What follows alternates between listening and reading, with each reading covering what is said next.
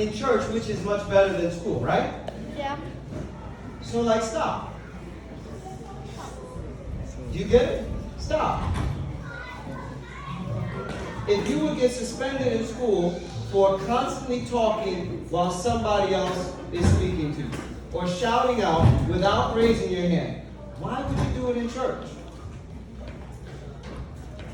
You know that conversation that you guys started to have about being African American? Yeah, I worked in places that you probably could never be in. And I'll tell you, that's the culture of people who don't have any sense. And if you're so proud to adopt that kind of culture, you can end up right in the same place where half of the people are. Because most Ethiopians don't know that African American society was very progressive for a long time.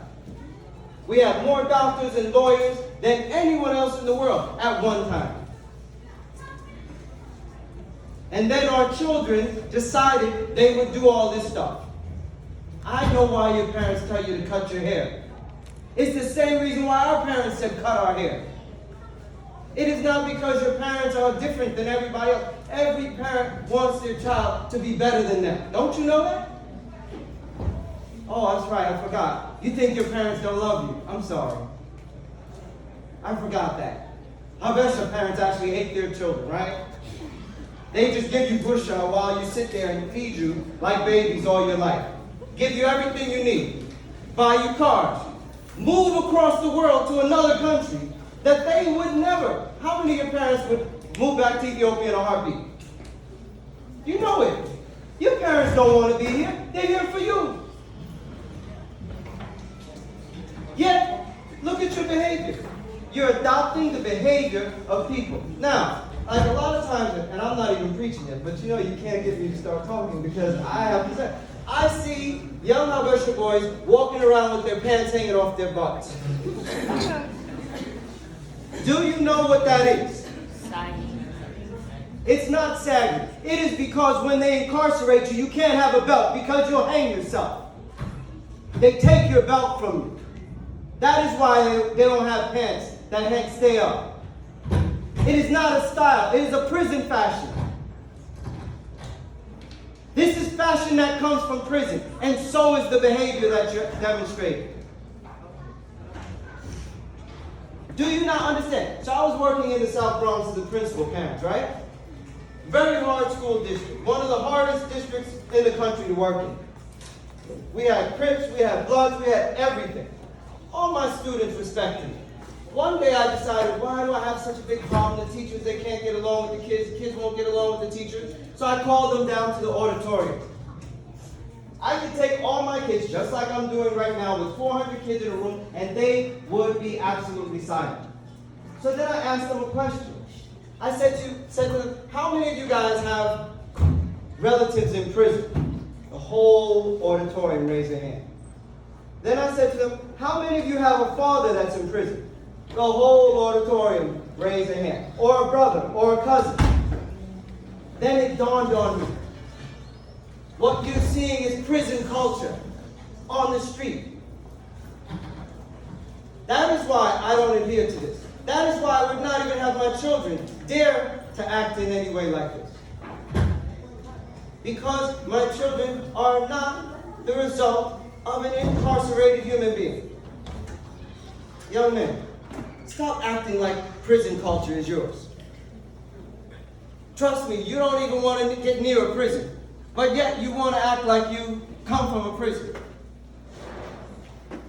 You know that this culture that they're promoting is being marketed because it is a prison culture.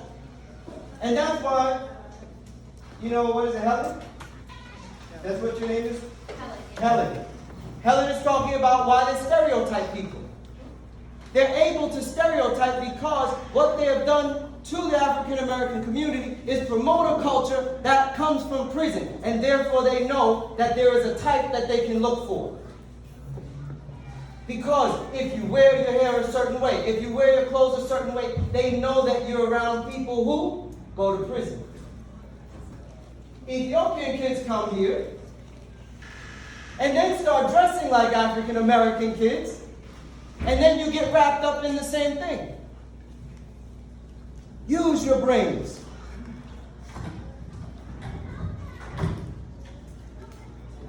You're talking to somebody who's for a living, what I did was save kids. And I decided to come to the church and save kids. I'd rather save somebody's soul than save somebody from the street, because your soul is what's going to really need the judgment. So stop this nonsense. Listen to your parents and don't think that African American culture is it. This is not African American culture that you guys are witnessing. You have no clue. No clue.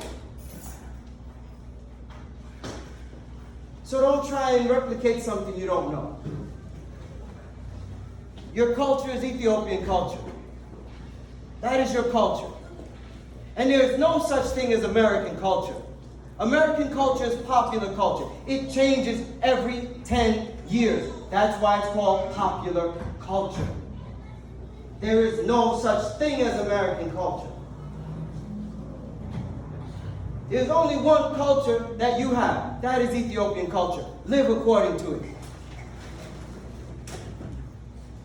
You can't change every 6 months. Why do you think 1 week everybody wants to have waves, the next week everybody wants to have curly froze, the next week the girls are all blowing their hair out, the week after that everybody straightening their hair? Because they see it on Instagram.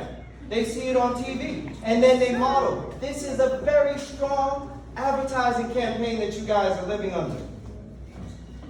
Every minute of the day you are bombarded with different ideas. And these images are false images that are being promoted to you.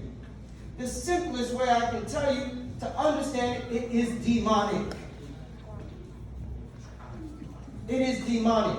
Wait a minute. You mean to tell me that somebody that came out of someone else's stomach would want to look and act different than their own parents? Why do you want to be something other than what your parents are? This doesn't make any sense. That's like a lion saying, I want to be a cheetah. It doesn't make any sense. The baby lions, they look at their mothers and what do they become? Lions. The baby Ethiopians are supposed to look at their parents and what do they become? Ethiopians. But you're telling your parents, no, no, no, no. Oh, maybe you are like the ones who grew up in the zoo. I get it. You're like the lions in the zoo, right? Lion in the zoo, been in the cage next to a cheetah all his life. Decides, you know, I like your spots. I want some spots. You got any paint? Come on, guys. Understand this basic thing that I just taught you. Think about how frivolous the thinking is. A lion does not want to be a cheetah, and a tiger does not try and be a lion. But you are sitting here arguing that you're not a lion. I'm a cheetah. Or I'm half cheetah, half lion. Seriously? Are you serious? You have to understand what culture is. Culture is the whole way of life of the people. And part of isolating yourself is maintaining your culture. If African Americans had isolated themselves and not integrated, we might have a culture right now. But because of integration, half of the people who are in the community don't even know who they are anymore. And we can't even control our schools. We can't control our children. We can't do anything. Before integration, everybody used to have their kids under control. That is when you need to study African American culture. Study that period of history. What you'll find out is we had children who were educated. We had children who were engineers. We had children who were lawyers. We had children who were doctors. The people who didn't want to go to school, they stood out. Everybody knew those people. But after you integrated everybody, all of a sudden, our kids didn't even want to listen to us. Why do you want to become that? Why? You don't have eyes to see and ears to hear? You don't know what right from wrong is? Your souls are blind. This is why I'm teaching you. Your souls became blind.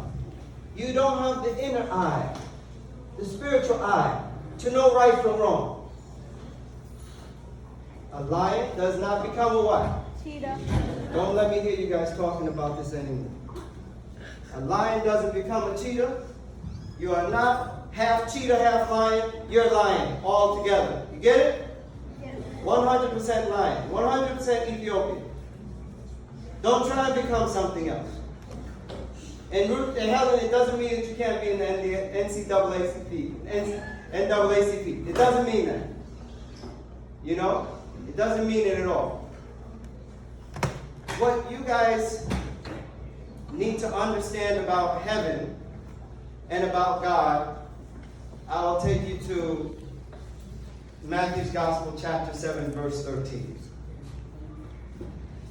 In the Gospel of St. Matthew, chapter 7, verse 13, it teaches us about not trying to become the cheetah, not trying to be half cheetah, half lion. If being lion is hard, then following the way of a lion. In Matthew's Gospel, chapter 7, verse 13, it reads, "Enter in the straight gate, for wide is the gate, and broad is the way that leads to destruction. And many there be which go in their act. Because straight is the gate, and narrow is the way which leads unto life, and few there be that find it." Narrow gate, straight way. Going through a narrow gate and going in the straight way is the example of Christian life. Christians don't go side to side. Christians go what? Straight. Christians don't go side to side. What do? They go straight. Christians walk straight. And they walk one behind the other because the way is narrow. It means that you have to follow somebody else in order to get there. One behind the other, in line order, means you have to be following someone else. And our example is the Holy Apostles. Your example today are your parents, Orthodox Christians, who came here thinking to give you a chance so that you can have economic comfort. And then the devil tries to rob you of your spiritual comfort. Don't be tricked. Don't be tricked. In order to get into the kingdom of heaven, we have to walk down the straight and narrow path. Now, it says also that broad is the way unto destruction. This broad way unto destruction is what most of the young people these days are going after. They're trying to go in the way that everybody else goes, thinking that the way is too narrow the other way, we can get there if we go the wide way. You cannot go in the way of the world in order to get into the kingdom of heaven. You cannot do what everybody else is doing in order to get into the kingdom of heaven. I know you said to me, well, Cassis, well, you always tell us about this, but Ethiopia is the same way. No. You know, it's nice. I heard our brothers talk about how Ethiopia was never colonized. That's great. That's right. How Ethiopia has the first alphabet and Fidel. That's great. It's right. But more than all of that, Ethiopia is one of the oldest Christian countries in the world. The Ethiopian Orthodox Tewahedo Church is the oldest Christian faith that is rooted in Judaism in the world. And because of this, when your parents talk about Ethiopia and they talk about Ethiopian culture, they are talking about right Christian thinking. The Bible begins with a story about Adam and Eve. But by the time it gets to Moses, Moses is revealing all about his life in Ethiopia. Moses' wife was an Ethiopian. You know that? It says it in the book of Exodus. Moses married an Ethiopian. And so from that time forward, Ethiopian people had roots in the Old Testament. Moses' father-in-law was a priest, and his priest taught Moses how to organize Israel. After that, the book of Kings speaks about King Solomon and the Queen of Sheba. In 1 Kings chapter 10, it says that the Queen of Sheba came with an entourage of 3,000 people to Ethiopia. To do what? From Ethiopia. To do what? To see if King Solomon really understood who the true God was. When she found that he knew the true God, she adopted his faith. And even they had a child. Now, a lot of people say, oh, this is just Ethiopia making it up. But what if it's not? What if you're living in a system that is constructed to make sure that they deconstruct your identity?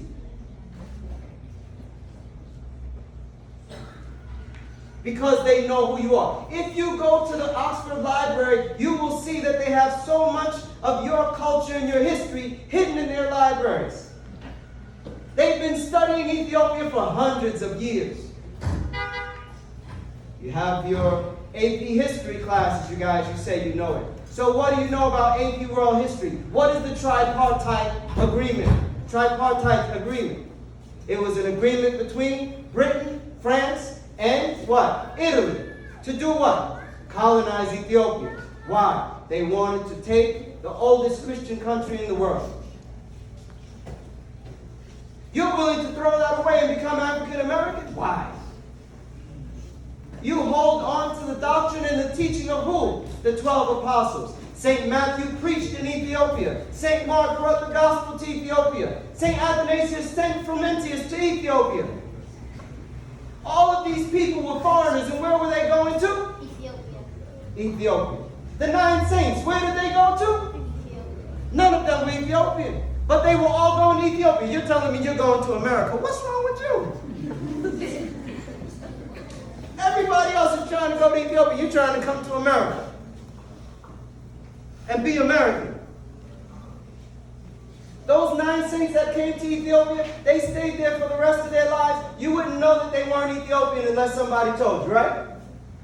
They became part of Ethiopia because Ethiopia had adopted Christian culture as its way. They went down the narrow way, not the broad way. The problem Ethiopia faces today is because they walked the narrow way. They allowed in people into the country out of being kind and respectful. And then those people tried to corrupt the country. They brought Protestantism into the country. They brought Catholicism into the country. Even the heresies that we have in the church today are a result of Europeans bringing in different Christian doctrines so that they could split the government up and then be able to colonize the country. Because the church always protected the government. And you're trying to become American? What is wrong with you? Oh, maybe your parents didn't teach you. You should be ashamed you didn't teach them this. Because this, you guys should know. Your country is the last stand of Christianity. Look at the Armenians, our sister church. Completely lost. They lost their country. There was a genocide against them. 1 million people killed. Look at Syria now. Our sister church, the Syrian church, is completely under attack. You won't find any Syrian Christians. Look at Egypt. They're cutting people's hands off. There's less than 1 million Egyptian Christians in Egypt. Most of them are here in America. How many Christians are in Ethiopia? 50 million. Ethiopia is the last stand for the apostles. The last place where the narrow way is being lived. You should be trying to fight for that. Your generation should be responsible to keep that. You don't know your history. And it's not your personal history. It's the world's history. If this history is gone of the apostles, what will we have left? That is why God chose Ethiopia. Because Ethiopia is least proud enough to make sure that they keep their heritage. Because God wants the teaching of the apostles to be kept. So he put it with the people who are proud to be Christian. Proud to do things other ways than the world. But their children now want to be a lion with spots. You're not proud to be lions. And is it a mistake that I use the example of a lion? You know, this idea of Tukura, you know? Hypnotism.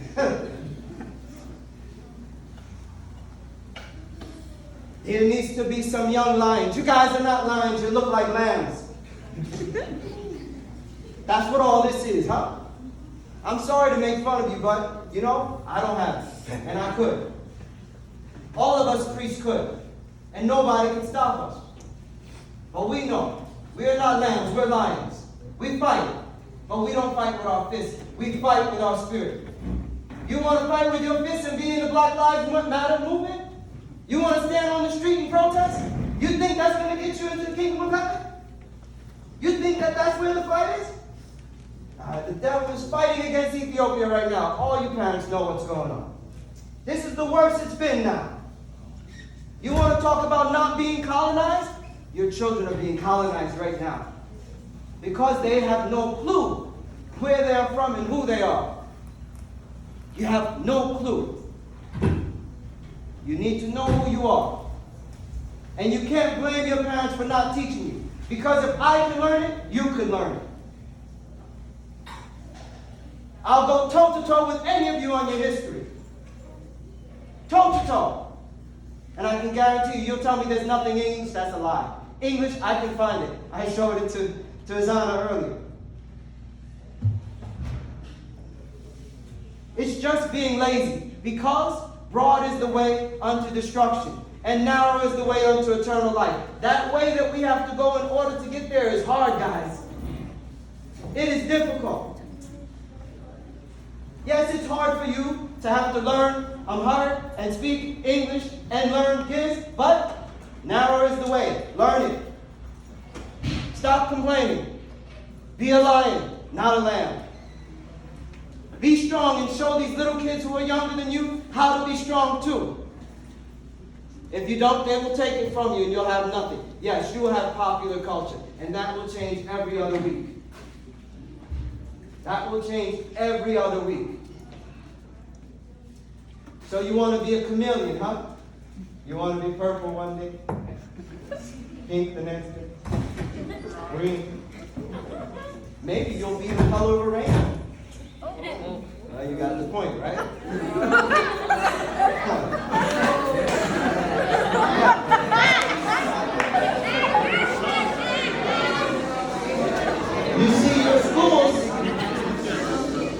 Your schools are trying to make you into that, right?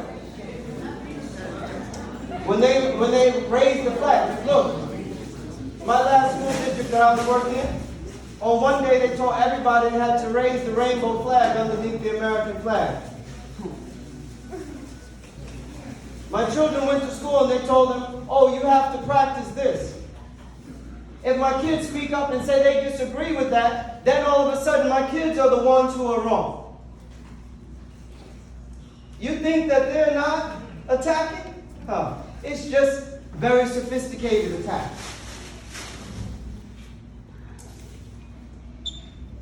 So, narrow is the way unto the kingdom of heaven. Ethiopia has always kept this narrow way. They have kept the teaching of the apostles. You guys, don't be a generation that comes to fight back and tell us that we need to change everything because it doesn't suit you. Don't you realize that that is the attack of the devil? God gave Eve and Adam rules, right? The devil came along and said, it doesn't suit you. He really doesn't want you to be like him. Now that's what's going on, is the attack. No, the church changes people. The people don't change the church. The church is intended to take you from being evil to good. But yet you come to the church and you want to tell us that you have to wear your hair out. You want to tell us that you have to wear your skirt short. You want to tell us. The church is supposed to change the man, not the man change the church. God came to save Adam. Adam didn't save God. And now we have a generation that's coming to change the church. Do not be that generation. Know the nature of the devil and know the nature of his attack. Narrow is the way unto eternal life. So, when we think about the situation in life, when we think about coming to the church, this weekend I came here and I started you guys with a gubaye, and this is your first. There are kids all over the country that are participating. We've been doing this now almost 6 years. It's our 6th year. And I know kids your age in almost every of the major states. And these kids are fighting for their church and fighting for their religion. When they woke up and when we preached and they understood, they started to realize, wait a minute, we're being robbed. They're stealing from us right under our own noses. And now, if I go to Seattle, we'll have 150 kids in a room in no time. When we call a meeting in the summertime, 700. I had to turn people away. We didn't have enough space. What are you going to do? It's your time now to take up the mantle and do something. Fight for your church. Stop fighting for the false culture of popular culture. Stop trying to fight to be American. Fight to be Ethiopian Orthodox or Christians.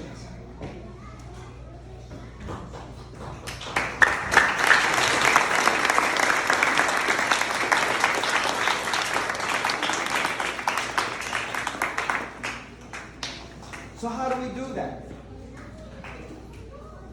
The narrow gate is tough. You're going to have to figure out, when you get to college, you guys, first of all, the girls, you're going to have to understand what it means to cover your head. You have to understand that covering your head is not a form of oppression. And that covering your head is not to put you down.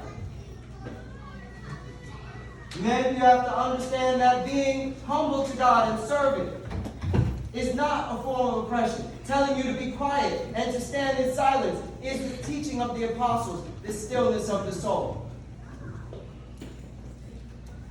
You're going to have to learn how to give up all the video games and hanging out all the time. You're going to have to learn how to give up the foul language and cursing, which I know you do in school and your parents don't. You can't be two people at the same time. God wants you to be one. Understand the nature. This morning I was preaching to you guys and I talked to you about St. Mary. St. Mary is the example of every Christian. What did St. Mary say when St. Gabriel said to her that she would have the child Christ? She said, let it be according to your word. We don't know how to say issue to God, let alone say it to our parents. Parents, we don't know how to say it to our spouses. We don't say issue anymore. Everybody's going his own way, the broad way. There's one narrow way. It's person by person, following after the one who was in front of them. That is why we read the Sinkasar, the lives of the saints, the Gadu. Because we need to understand their lives so that we can walk the way that they walked. If we don't have an example in front of us, then we don't know what it looks like. Brother asked me the other day about the Coptic Church. The Coptic Church says, we worship St. Mary, Immaculate Conception. I'll answer it now. Our teaching is not the Immaculate Conception. Our teaching is that St. Mary was always in the mind of God.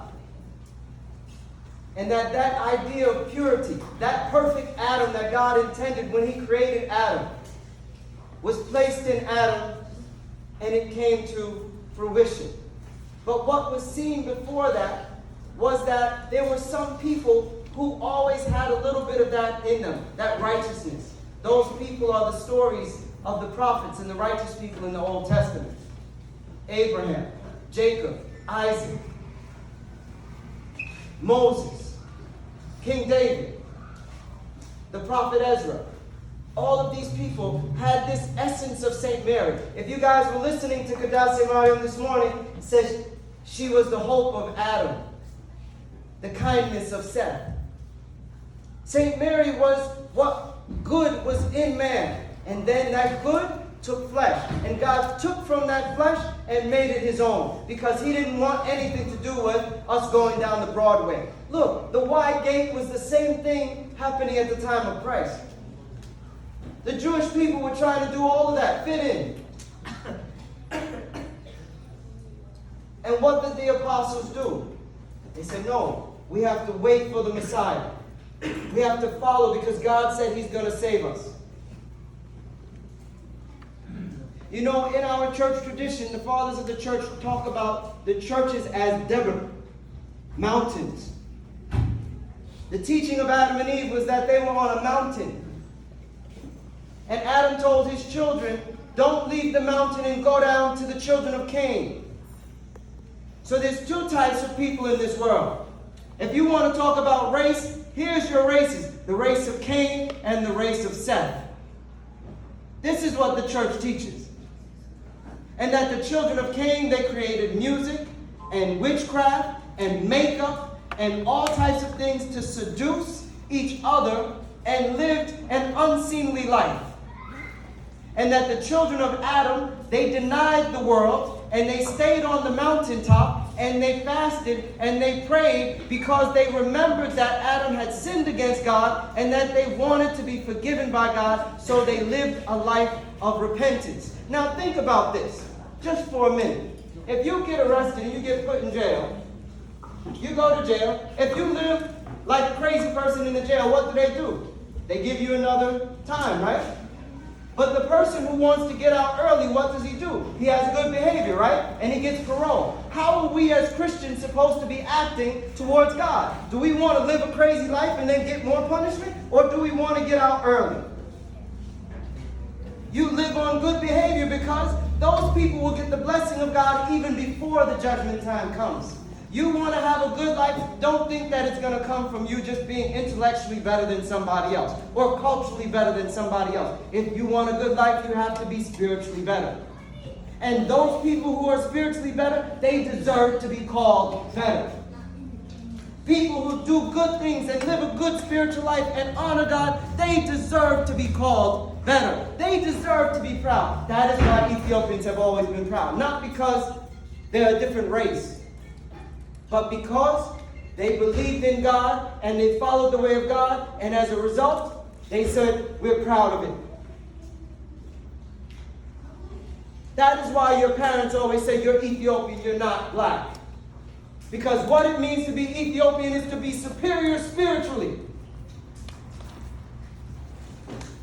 When they see somebody hungry, what country do you see that people do the things that Ethiopian people do spiritually? How many of your grandparents probably built churches? People take entire inheritances and give it to build a church in Ethiopia. Here, people take entire